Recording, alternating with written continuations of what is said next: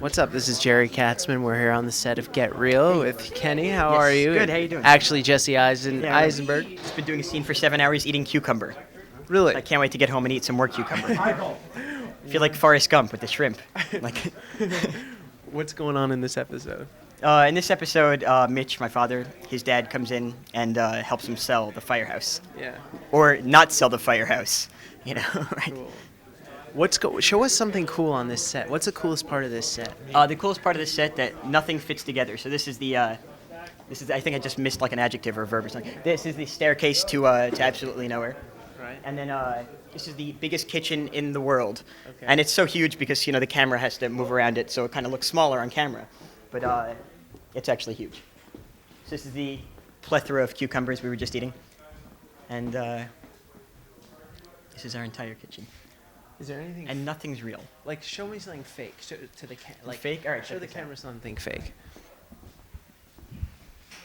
All right, you're turning on the faucet. Okay. Well, that's Ooh. What about all the Exciting the viewers at home there. Wow, This that's non-working dramatic. faucet. Oh, yeah. Bring it on. What else? What else? Let's see. I don't know.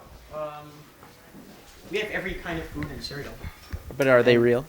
The cereal. Yeah, the food is real occasionally. But the worst thing is when you get stuck in the first take of the scene eating because you're hungry, and then we end up doing 77 takes and you're still eating Pop-Tarts. But we have a phone that periodically changes places and doesn't work anyway. Does it even go clip when you turn it on? It could. They're amazing. They like throw water in when we need water. Everything. And this is fake. They're just here for this interview. They don't really do anything. They're just the fake camera crew. Hi, guys. Take us to the top of All right, let's go. top of the fake stairs. All right, Floyd, we're gonna go up the. Okay. Window also to nowhere. This is This is like every family. We have a 10K in our house, and now this is like. Oh wow! So this is whose room should this? This is the hallway to all the kids' rooms. Oh man, there are no kids' rooms in there. Yeah. Well, there are. We're just very abusive parents. And this is my parents' room. Right. They're really small. There's no room in here. I know. Yeah, they curl up at night. They live in that small town where all the small people live.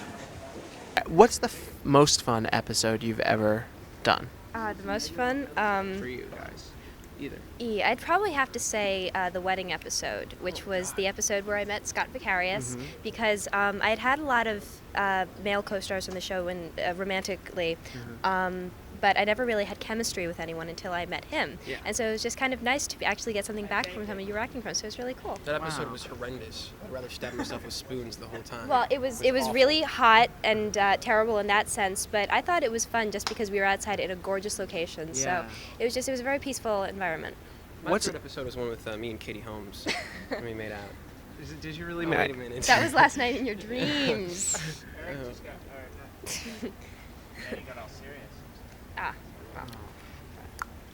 What's been the worst episode that you've ever? Not worst episode, but like you were saying, it was really difficult with the. I think probably the most, as far as like the material would probably be the hospital one because Kenny was in a coma, and Kenny was in a coma. Laugh at that, why don't you? Good God, man, what's wrong with you? That was Scott Vicarious He's who was on just making a crack. joke, sorry. That was a tough episode. I mean, the writing was definitely there. It was a really emotionally charged episode, and some of the scenes were just take after take with some big, tearful, emotional.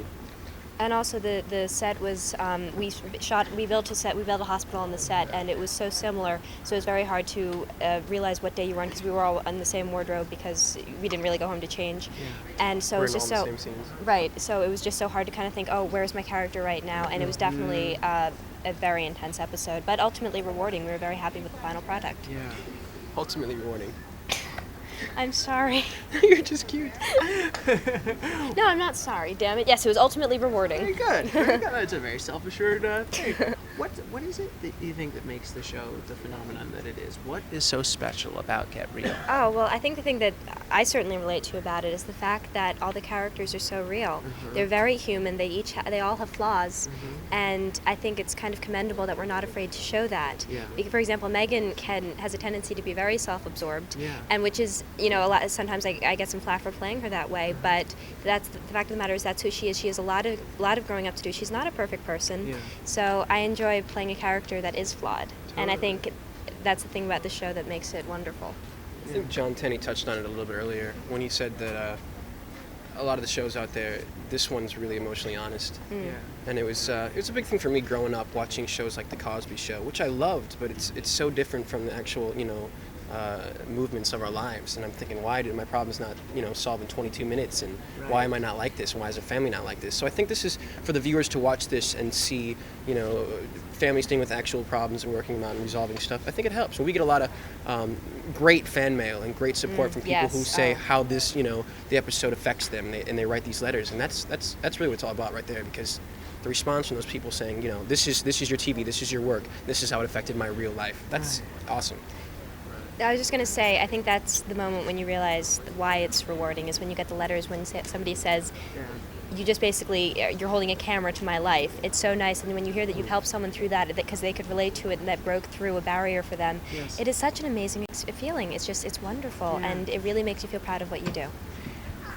Well, how do you feel? I mean, you guys have a lot of internet fans. Get Real, Get Realists. They're awesome. They're so great. Awesome. Like, how does that feel? Like, talk to that. It's so, these people are amazing. I mean, in addition to, I'm sure, having the busy lives that they have, they take a chunk out of their day to come in and just post on this message board and just be supportive of the show, which is so nice, especially when the ratings weren't as good. They were starting to kind of go down a little bit. They were there saying, don't think about that, just be proud of the work that you're doing. We support the show, and we just want to kind of get the word out. We want to spread the word that this is a wonderful show. And it was so nice to hear that, because in this medium you don't necessarily get that kind of feedback, and yet here are these people giving it to us every day. They were wonderful. I want to hug all of them. So, tell me about your internet fans. So we have the website, the Fox website, and then there's also the Get Realist website, which kind of, I guess, branched off. And I just did an interview about it, and it's amazing. I mean, they saved the show. They sent in petitions and everything, and it was fantastic. Yeah. Is it kind of cool having so many fans? I mean, yeah, it's great. No, it's really freaky. I used to do theater in New York, and you have 70 fans, and then you walk outside and no one knows who you are. Yeah. Which is cool, but it's also it's not the same as this, where you walk down the street, you have no idea who knows you or who doesn't. Do you get approached by a lot of people?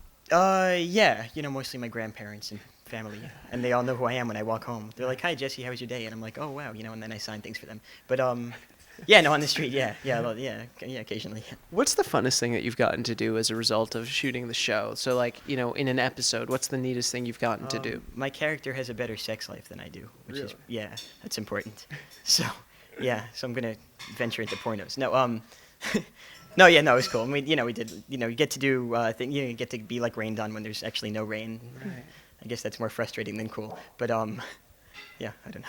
Have you gotten to kiss girls and stuff like that? Yeah. Any hotties? Yeah. Taryn Manning. Yeah, she's a lot older than me, and she before we had to do the scene, she's like, "I've kissed over 20 million guys." And I was like, fantastic. I'm gonna be 20 million and one. It's like. What's been your favorite episode to shoot? I don't know. There was one where I had to go over to her house, my girlfriend's house, Rebecca's house, to have sex with her, and it was a cool episode. I mean, I ended up not having sex, which was not part of the coolness of the episode. But no, but it was a fun episode. Yeah.